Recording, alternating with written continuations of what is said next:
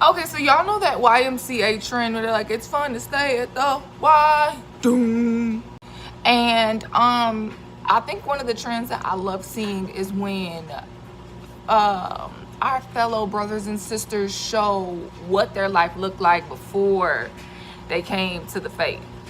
How they were outside turned up, living their best life, all the things, you know. And I think one of the easiest things for folks to say is like, oh, it's so difficult to not want to go out to the club. It's so difficult to give up drinking. It's so difficult to give up, you know, sexual immorality. And depending on, you know what I'm saying, what your struggles were or what your vices are, yeah, that part might be difficult for you. And honestly, I would say that abstaining from or walking away from or losing my appetite for sexual immorality probably was not one of the hardest things for me. I think because I had grown tired of reducing myself to, you know, reducing access to me. To, like, I got tired of just like watering down, you know, the requirements to have access to me and to have access to some of the most intimate parts of me, right? And so it just got to a point where I was like, nah, I want something more.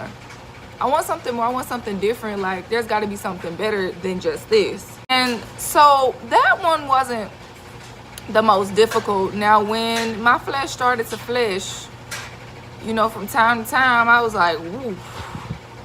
That was one of the things I would resort to, you know what I'm saying, when I was feeling any type of way. I would resort to that. So, you know, it had its moments, but it wasn't one of the hardest things for me. I think one of the hardest parts for me was me seeing me and me continuing to be exposed to me. When, you know, you be in your word and it's a mirror showing you just how imperfect you are. Honestly, I think that's probably one of the hardest pills for me to swallow. Because you go through life and you're like, oh, I'm such a good person. I'm this and that, boo, boo, boo, boo. Until you get in that word and you just find out just how good of a person you really are not.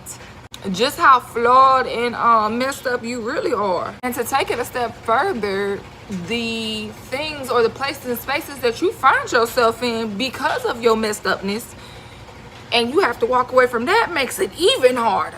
Walking in something that is so unexplainable to somebody who is not walking in the unexplainableness is even harder too, because they're trying to figure out how in the world can you do this or why it doesn't make sense. Sure, it don't make sense to me either. So feel free to join in on said conversation and share, you know, what are some of the things that you have struggled with in your walk, and as you grow closer to God, share some of the things that were difficult for you, and maybe, just maybe, we will encourage one another in the comments. Okay, I love you. Bye.